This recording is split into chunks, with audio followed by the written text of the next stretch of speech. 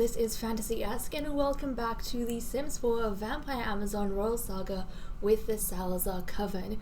We are picking up with our queen who is in her third trimester and the rest of her ladies, well, not everyone, but the members of a council and then the physician who are in the birth chamber. She is not in labor just yet, but they've been reflecting on the fact that we are about to have our potential heiress, princess, born pretty soon. So, safe to say, everyone is fairly excited, as, we always are during these occasions. But before we dive in and continue with the episode, let's quickly go over what we saw in the mini-movie. So, we began in the Shadow Lair, all the way in Oasis Springs, with our queen and our champion, along with Warlock Ethel Tilke, and then pretty much all of the soldiers in our army. And I was very excited to see everyone lined up with each other, because I don't think we've seen everyone, like all of the males together like that since the previous generation, so I was stoked. But essentially, the queen said, the soldiers have been without a leader for too long. I think if we remember all the way back to the beginning of Generation 5, Meredith and Lagatha's father, Emmanuel Savage, was he the commander? Was he made the commander? Or was he vying to be commander? This is so bad, but I don't actually remember who the commander was. Anyways, there was stuffs going on. We had a commander, but then that commander either died or got banished. I think it was their father. Don't quote me on that. I think it was their father. He got banished because of their secret marriage. Maybe he was commander and he was like vying to be lord or something. So he got banished. And then after him, there was this huge void in the army. And we had the soldiers. Everyone wanted Major Salazar, Guinevere and Eden's father, to become the next commander. Everyone wanted it, but it never ended up happening. It was always kind of like it'll happen eventually, and then he died. So that was quite unfortunate, but their mother even got engaged to their father, so, he also would have potentially been awarded a royal title, if the wedding had gone through, but again, he passed away, didn't end up happening. Anyways, ever since that point in time, we haven't had a commander in the army, and finally, Eden has decided that enough is enough. In order to bring order back to the army, we need to make sure that there is a leader here that is helping to organize the troops. So she went through everyone's performances, and how they did in the previous war, all of the little things that led up to it, their training, and she decided to appoint Jamie, her uncle, Jamie Salazar, the son of Narcissa Salazar, and I think the older brother of Major, as the new commander of the army. So he is the one who is going to be directly leading his troops, even though they're stationed like all over the empire, but they answer to him. And after we had that kind of thing, Guinevere quickly piped in, and the queen was there, but Guinevere is not shy about these things. And because the queen never doubts her, Guinevere doesn't have a problem saying things like this, but she essentially stated to everyone present that, let's not forget, even though we serve the honored queen, it is my hand that will guide your actions. And then she asked Jamie if she has his respect and loyalty, and Jamie said yes. So obviously the rest of the troops are going to be following. So the queen, told the rest of the army she expects them to respect and be loyal to the commander. And then Guinevere went one step ahead, and she was like, well, I expect the commander to respect and be loyal to me, right? They are the queen's army, but she's kind of told them that I'm the one who controls you. We fight in the queen's name, but I decide who we fight and when we fight and how we fight. And Eden, obviously, being naive, oblivious Eden, has no clue what all of that means. As far as she's concerned, the army has always functioned under the authority of the champion, so there's not really any problem with Guinevere speaking in this way. She's just doing what she's supposed to be doing. Plus, it's a sister who she never doubts. And then we wrapped up things there, and the trip was made during the Queen's second trimester. And then we caught up with the ladies in the Queen's third trimester in the birth chamber.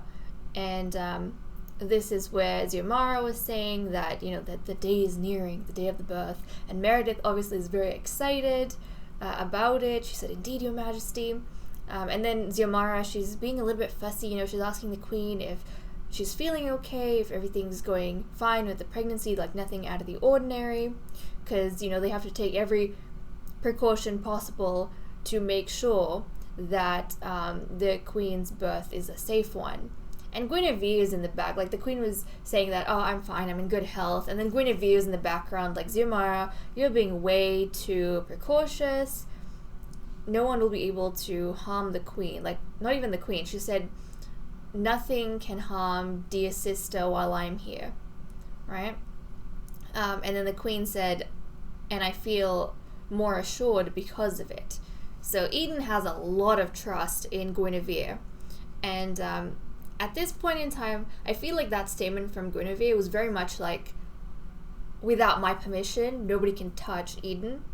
So really, I'm the only one who Eden is going to face any danger from, because, I've got the army under my control, and the Queen is under my influence. She listens to everything I say, pretty much.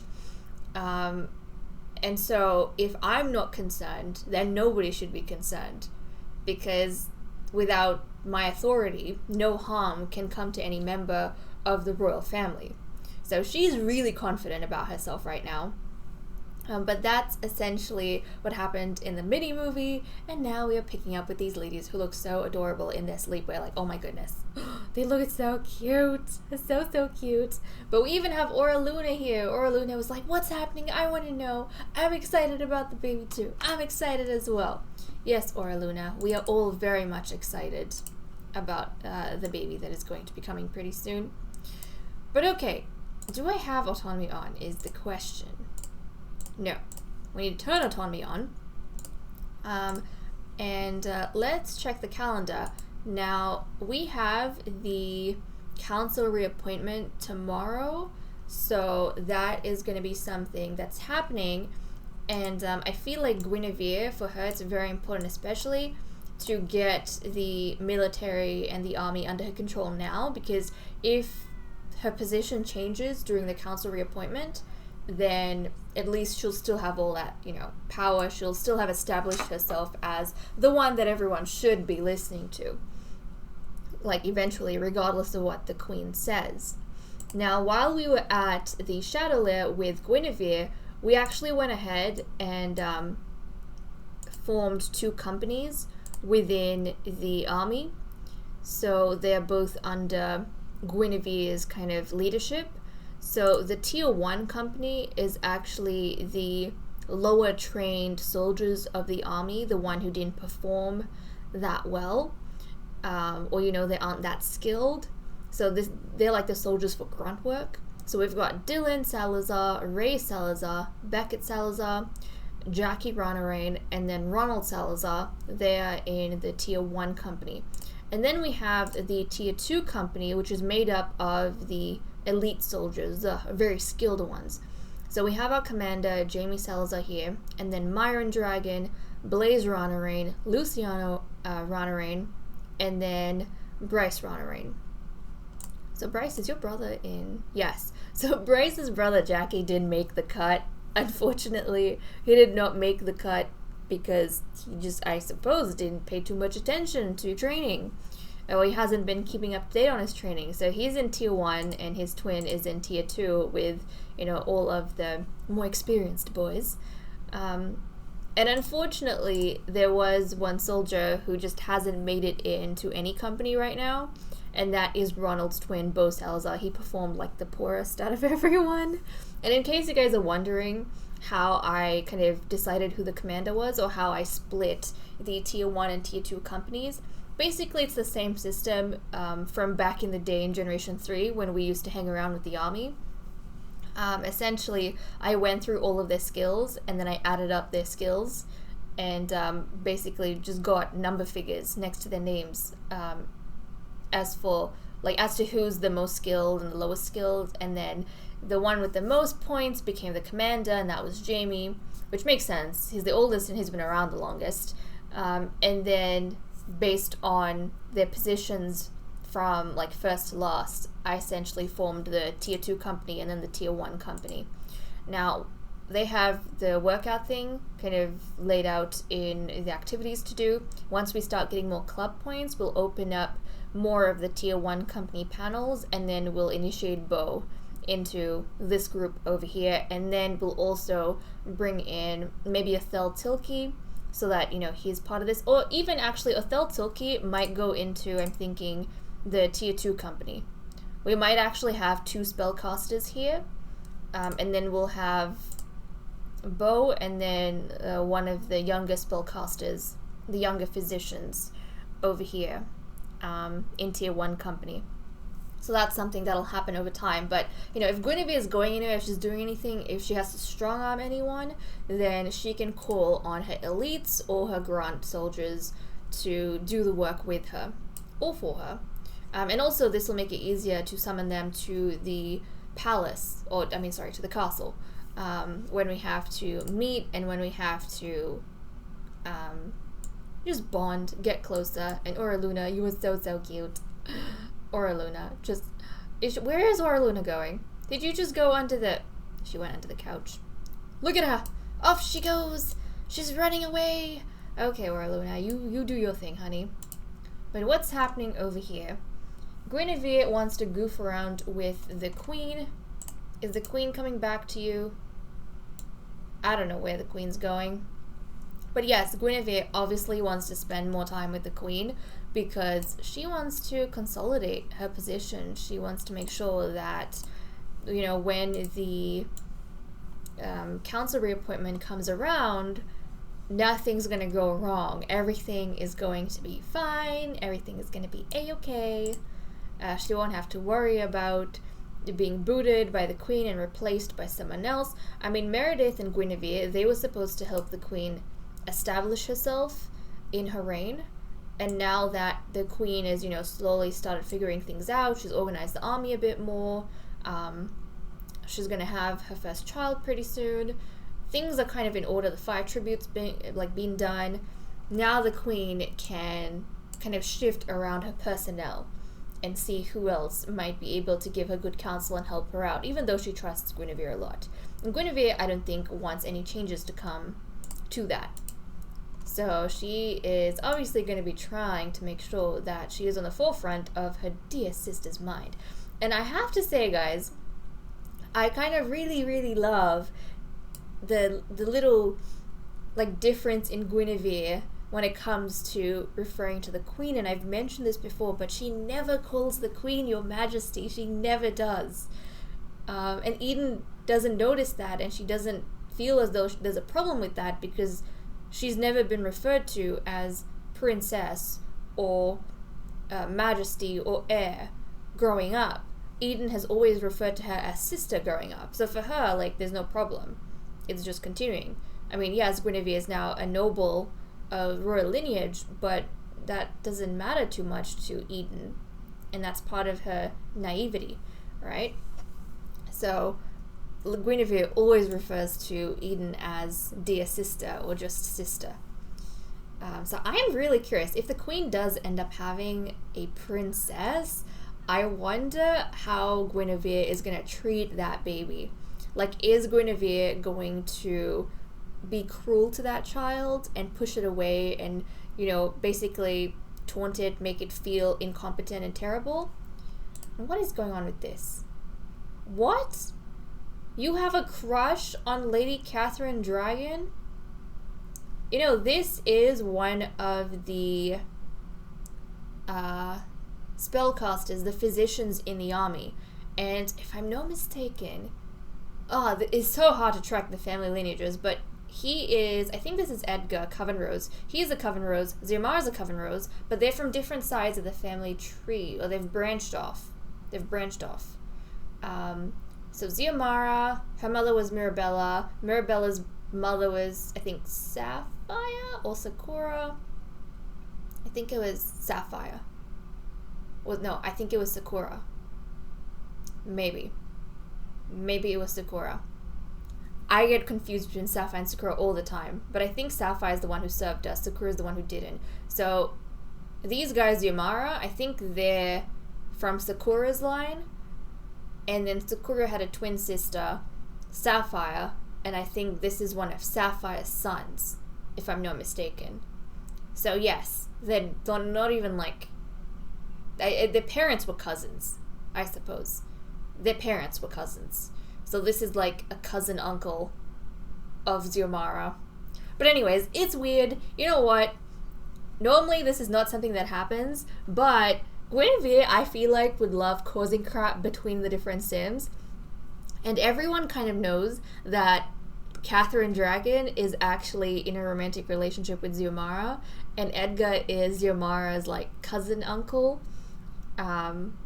So I think just to cause problems between the different members in the coven, Xiomara would actually encourage this.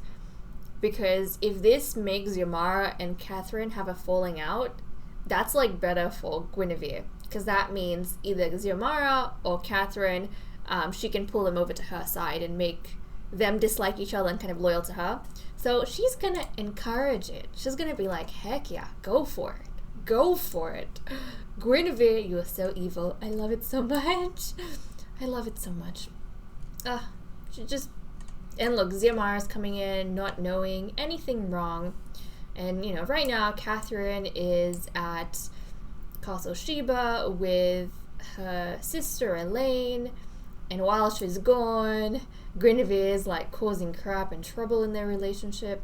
Guinevere, you are nasty. But I love it. I think you're great because of that. I really do. I really, really do.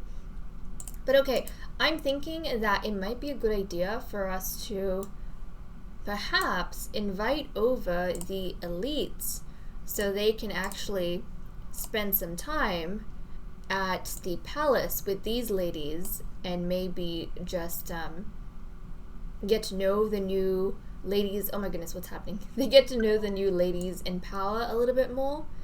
And then once the elites are kind of done, we'll invite over the tier 1 soldiers or the tier 1 company, and they can do the same thing. They can kind of familiarize themselves with the court. So yeah, we'll definitely see that. And hopefully everyone stays safe and nothing terrible happens to them. But oh my goodness, look at these soldiers. Look at these soldiers. What do? First thing, as soon as they come, they're all going to the training ground. Oh my goodness, you guys are amazing. Just look at them. They know they know who's controlling them. They're like, Guinevere has expectations. Lady Guinevere has expectations. Look at these guys. Also, they no longer wear the armor as part of, well, their uniform now. They actually wear these really cool black robes. Look at that. Because yes, the army under Guinevere has had a bit of a makeover, and they have like a new look to them. And Luciano, can you please get out of the sun? I mean, I'm glad that you're trying to be fit and all, but can you like do it in the covered area? It's making me very uncomfortable that you are not in the covered area because you could burn and die. This is what happened to Major, and I would very much appreciate if you stayed alive, please. You have beautiful genes that I wish to pass on at some point. But look at this. Oh my goodness, instead of going inside and paying their respects to the queen, Guinevere, she's like in the middle here, and I love that it happened autonomously. She's in the middle here working out, and all the other soldiers, the elites, they kind of followed her example, and they're like, you know, if Guinevere's training, we're going to train with her. We know exactly what we're here to do. We need to stay tough. We are Guinevere's elites, essentially. And that's another thing. They're supposed to be the queen's elites, but they are very much becoming like Guinevere's elites, Guinevere's soldiers. So that is so cool. But Luciano, seriously, can you get out of there? Oh look, okay, now it's his turn. Now it's his turn. But the army looks evil under Guinevere. I love this though. The army looks so evil. They're wearing like dark colors and everything. And actually, so all the soldiers have these black robes on. The spellcasters or the physicians, they have gray robes, the same as this, but gray. And our commander over here, Jamie, he has like a brown and green version of these robes. So it's kind of hard to tell over here in the dark lighting, but his robes are a little bit different in color to theirs. Let me see if we can get like this is seriously like terrible lighting, but black, and then we've got like a brownish color to his robes. Okay, well, I am so impressed with how you have everyone under control, Guinevere. I am so impressed. Not gonna lie. She hasn't even spoken to anyone, but she's literally just working out over here. She's like not even breaking a sweat. Here's another difference between Guinevere and her mentor, Lady Saphira, in the previous generation.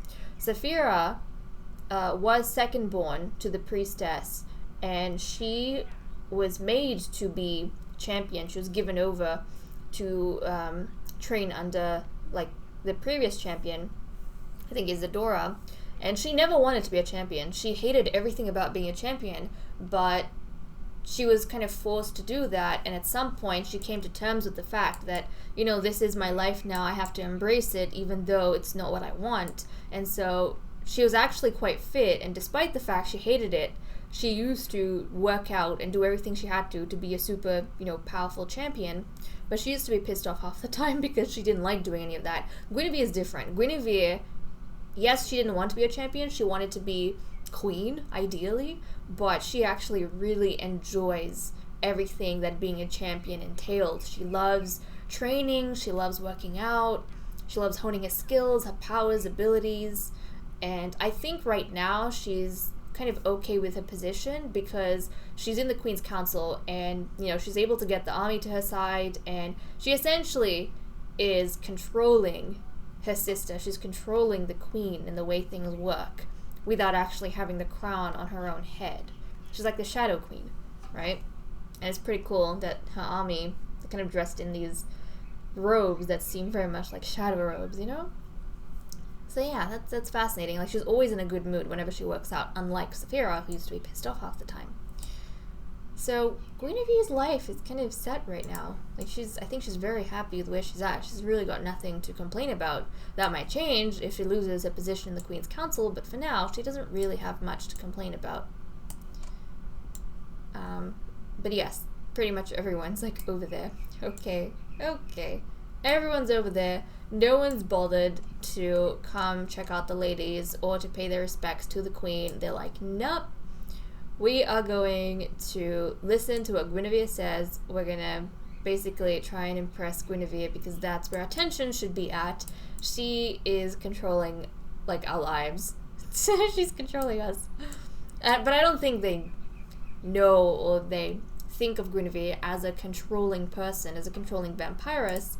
It's mainly like we answer to Guinevere. So we should follow what Guinevere does. We should try and impress Guinevere and not worry about anyone else. Like our futures, our fortunes are all in Guinevere's hands, essentially.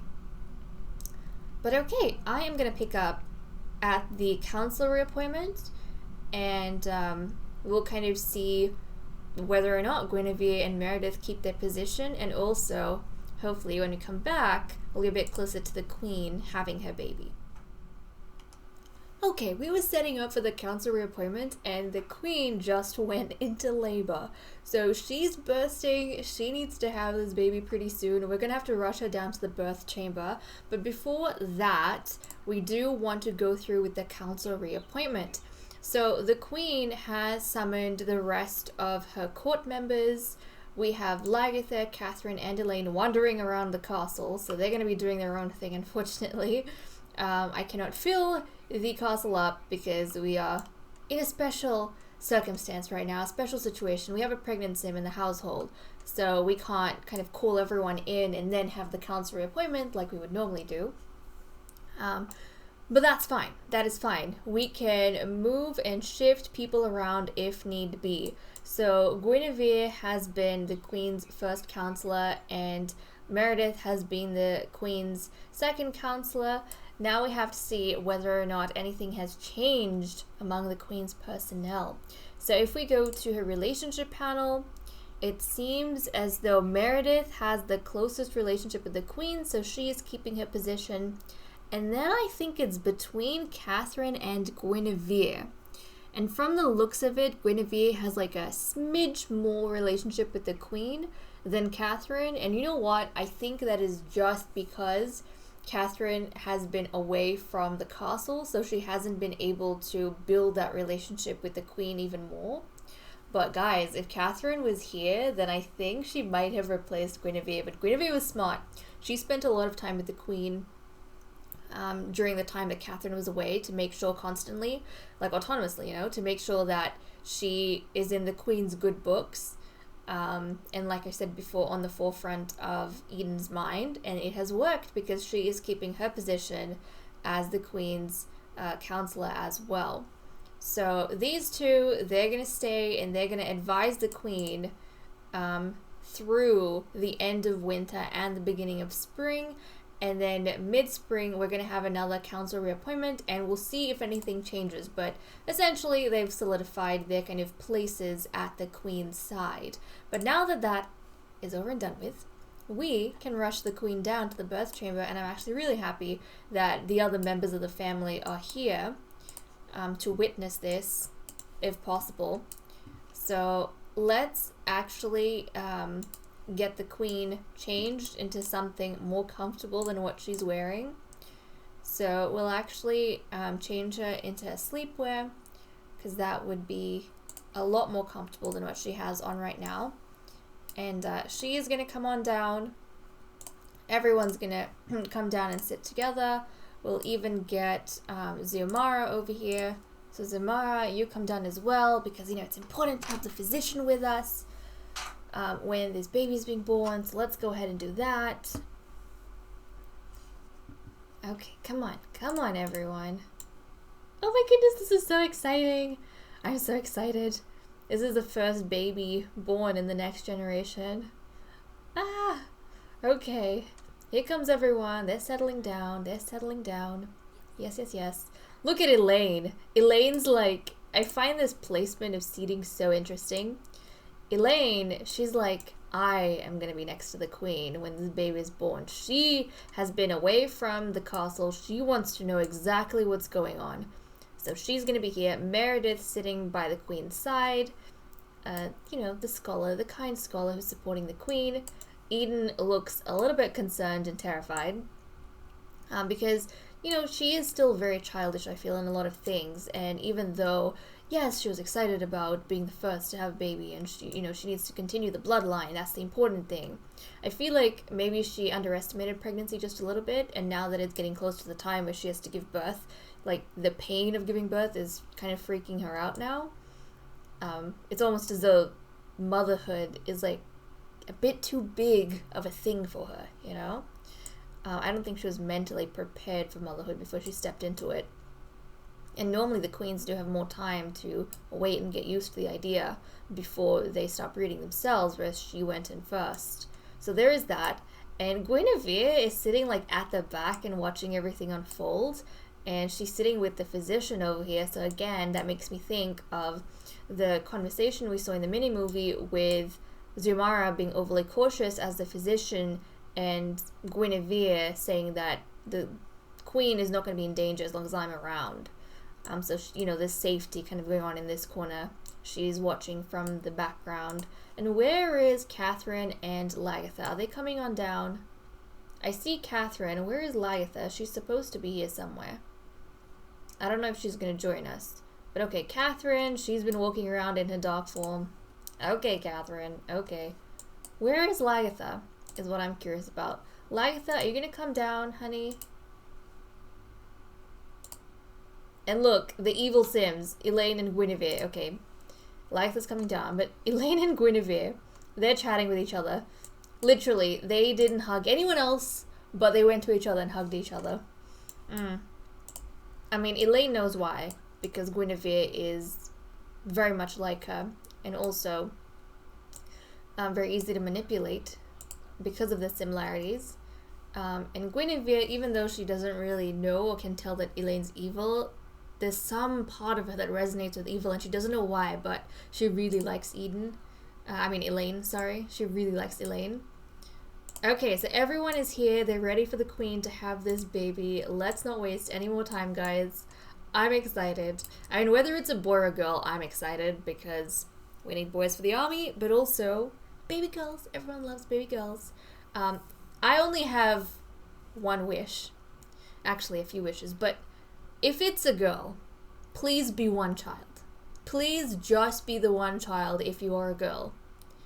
If you're going to be multiples, please be boys. Please be boys. I do not mind male multiples, but I do not want like twin or triplet females. Like, please, just the one baby, please.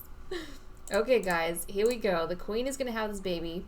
I have my names already prepared, so I have my names list ready. I've got a few names picked out, so fingers crossed. Fingers crossed. Also, in case you guys are wondering, for this particular challenge, I don't note down male names. I don't add boy names to my list, in case you guys are suggesting. I just ignore that altogether. I like randomizing the names. But feel free to suggest female names for me. I do add those to my list. And right now I've got some prepared from like previous suggestions that were given to me, so let's see. What is it going to be? It's a boy that I'm actually excited about. I'm actually excited about this boy, guys, because we need males for the army. But okay, the queen is going to name this baby. You know what? Rusty works fine.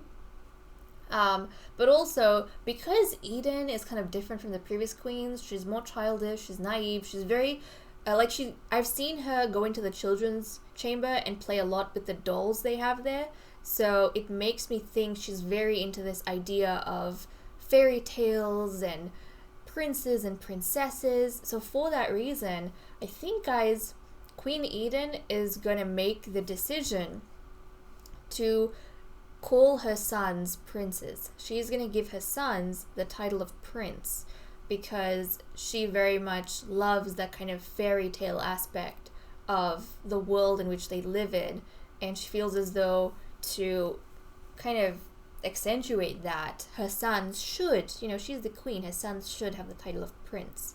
And along the same lines, I think the noble ladies that serve under her, they might be encouraged to give their sons the title of lord. So I think that would be interesting. So this is going to be, guys, Prince Rusty, the first ever prince that we've had among the Salazars. I mean, their brothers, uncles, fathers will not carry, even if they're a Salazar, they won't carry the title of prince because they just haven't been raised that way. And I don't think these ladies want to give them any more power. But I think, you know, their children, their descendants, they want to award them titles of princes and lords. Again, it's increasing their prestige. So Prince Rusty Salazar, and it seems as though it is just the one baby. Okay, so the queen's first baby was a baby boy, and the queen's happy with that.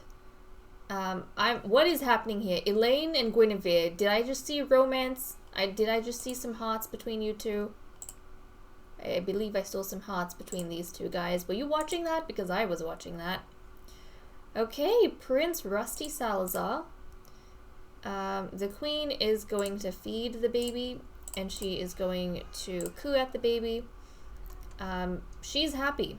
I mean, yes, they do want to heir, but if you remember even the episode where they were at the winter escape, someone said, you know, this might be the princess, or we've secured the bloodline. And the queen said, if it's a girl, yes. So the queen wasn't blindly expecting a girl.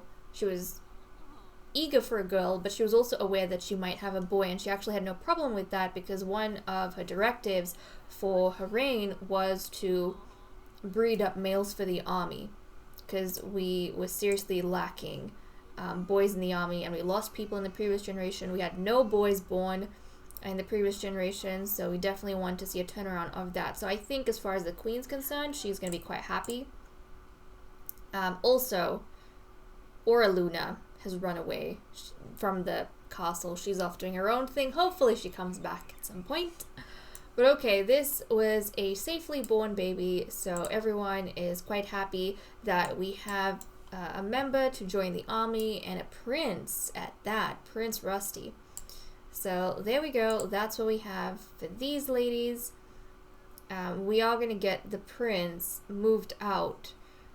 And I'm not entirely sure where. I think what we might do... See, Prince Rusty's father is Myron Dragon, so I don't know if maybe we should move him to where Myron is. Maybe we should move him to where Myron is.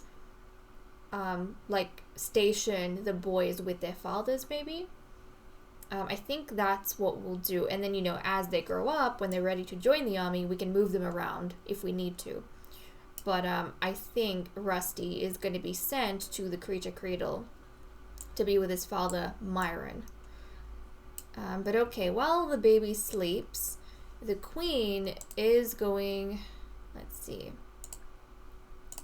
I'm just going to turn autonomy back on. Turn autonomy back on. But also, the queen is going to speak to the lady who is going to be breeding next. So the queen essentially decides the breeding order, and she decides who each of the females breed with. That whole thing is under the queen's directive and under her guidance. So nobody really chooses a mate for themselves, or they don't put themselves up for, you know, I want to breed now, even though they all probably do want to carry on their bloodline. It is the queen who decides. So the queen is going to speak to... Oh, we have royal studies. Hold on a second. Where is everybody exactly? There's a few people down there. Okay, the queen is... Oh, geez. Hold on a second. The queen is going to speak to Lady Lagatha Dravage. One, because we need to... Like, this baby, also this prince, is Lagatha's cousin and Meredith's cousin. And yes, also cousin to the